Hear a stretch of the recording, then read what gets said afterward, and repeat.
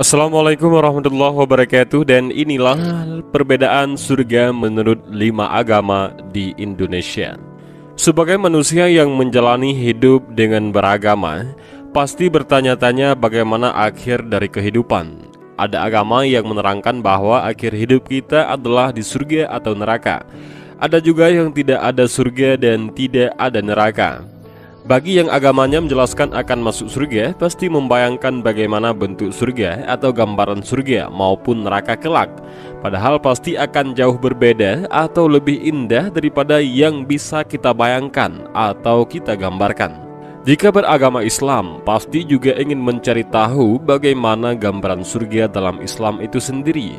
Surga dalam agama Kristen, surga dalam agama Yahudi, surga dalam agama Hindu maupun surga dalam agama Buddha. Kelima agama ini ternyata punya definisi arti surga yang berbeda-beda. Nah, berikut ini perbedaan surga menurut 5 agama di Indonesia. Dalam agama Kristen, surga disebut heaven. Dalam agama Yahudi, surga disebut Gan Eden. Dalam agama Hindu, surga disebut swarga. Dalam agama Buddha, surga disebut alam bahagia.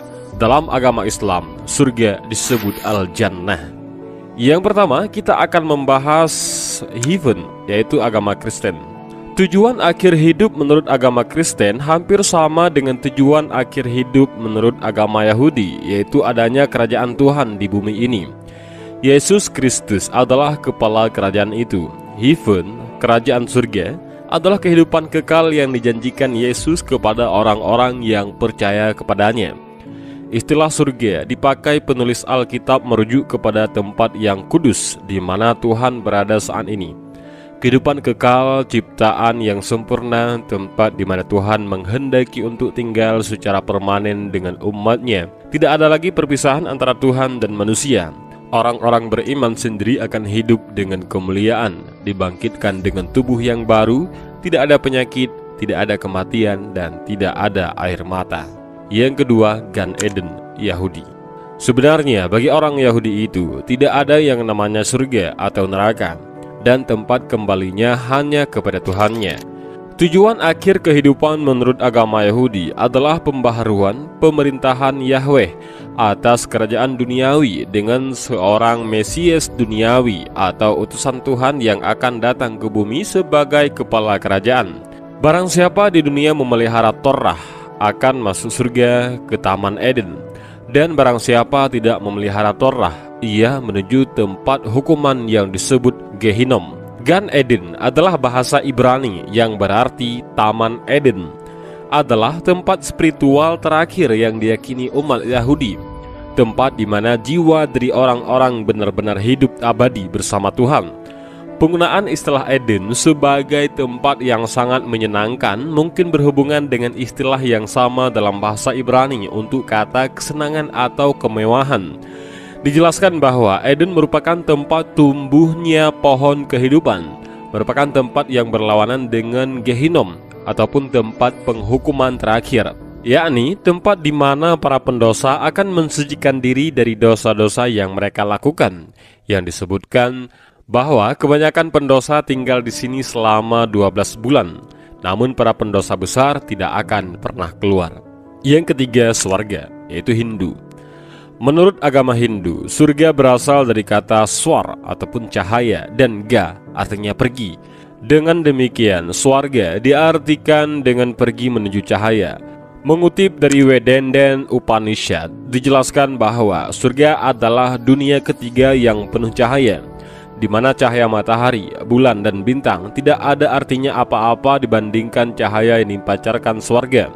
Surga dalam agama Hindu merupakan suatu tempat sementara bagi jiwa yang penuh dengan pahala namun belum cukup suci untuk mencapai moksha. Setelah menikmati surga sesuai pahala yang dimilikinya, jiwa tersebut akan kembali mengalami proses reinkarnasi untuk mencapai kesucian jiwa dan mencapai moksha.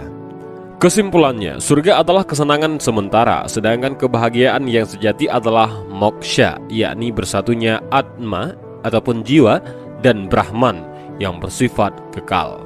Yang keempat, alam bahagia, yaitu agama Buddha.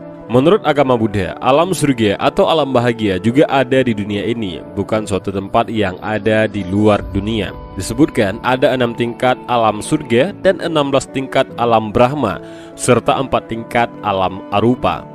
Kesemuanya itu adalah merupakan alam yang dapat dicapai seseorang dengan bekal perbuatan baiknya selama menjadi manusia, terlepas dari agama apapun yang diikutinya.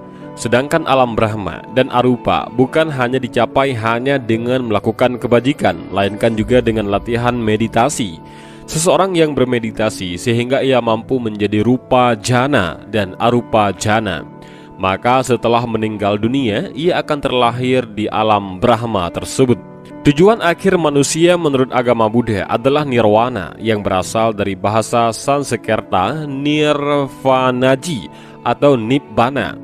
Kata ini sebenarnya berarti padang, bukan tidak ada. Namun dalam pengertian yang lebih dalam, nibbana adalah kebahagiaan tertinggi atau suatu keadaan kebahagiaan abadi yang luar biasa. Kebahagiaan nibbana tidak dapat dialami dengan memanjakan indera, melainkan dengan menenangkannya. Nibbana bukanlah suatu tempat, bukanlah suatu keadaan atau ketiadaan, dan nibbana bukanlah suatu surga. Tidak ada kata yang cocok untuk menjelaskan nibbana ini. Ibarat nibbana ini api, yakni api itu ada, namun api itu tidak dapat disimpan di suatu tempat tertentu. Yang kelima, al-jannah, yaitu Islam. Al-jannah sendiri banyak dijelaskan di dalam Al-Quran dan hadis Rasulullah SAW. Di antaranya yaitu Al-Quran Surah Ali Imran ayat 133.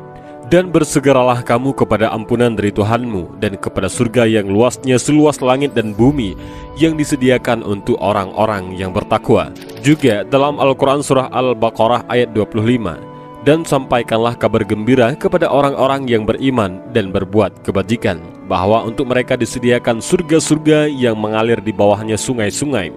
Setiap kali mereka diberi rezeki buah-buahan dari surga, mereka berkata, inilah rezeki yang diberikan kepada kami dahulu. Mereka telah diberi buah-buahan yang serupa, dan di sana mereka memperoleh pasangan-pasangan yang suci. Mereka kekal di dalamnya. Rasulullah juga pernah mengutip firman Allah dalam hadis kudusi yang artinya, aku telah menyiapkan bagi hambaku yang soleh sesuatu yang tidak pernah dilihat mata, tidak pernah didengar telinga, dan tidak pernah terbesit dalam benak seseorang. Hal ini berarti gambaran visual tentang surga akan jauh lebih indah dari bayangan atau ilustrasi yang kita pikirkan selama ini. Walaupun banyak keterangan yang menyebutkan bahwa penghuni surga akan mendapat kesenangan yang luar biasa, seperti misalnya rumah atau istana yang terbuat dari emas, bidadari, aneka makan, minuman, dan apapun yang diinginkannya, seperti yang dijelaskan Al-Quran Surah Az-Zukhruf ayat 71. Kepada mereka diedarkan piring-piring dan gelas-gelas dari emas, dan di dalam surga itu terdapat apa yang diingini oleh hati dan segala yang sedap dipandang mata, dan kamu kekal di dalamnya. Dalam agama Islam terdapat tingkatan dan nama surga itu sendiri, masing-masing akan diberikan sesuai tingkat ketakwaannya. Namun bagi mereka yang mempunyai anak-anak yang soleh dan didoakan oleh anak-anaknya, mereka akan dipertemukan dan dikumpulkan oleh Allah walaupun tidak sama derajatnya, sebagaimana tertulis dalam Al-Quran Surah Tur ayat 21. Dan inilah perbedaan surga menurut 5 agama di Indonesia. Tentu setiap agama mengajarkan kebaikan dan ketakwaan.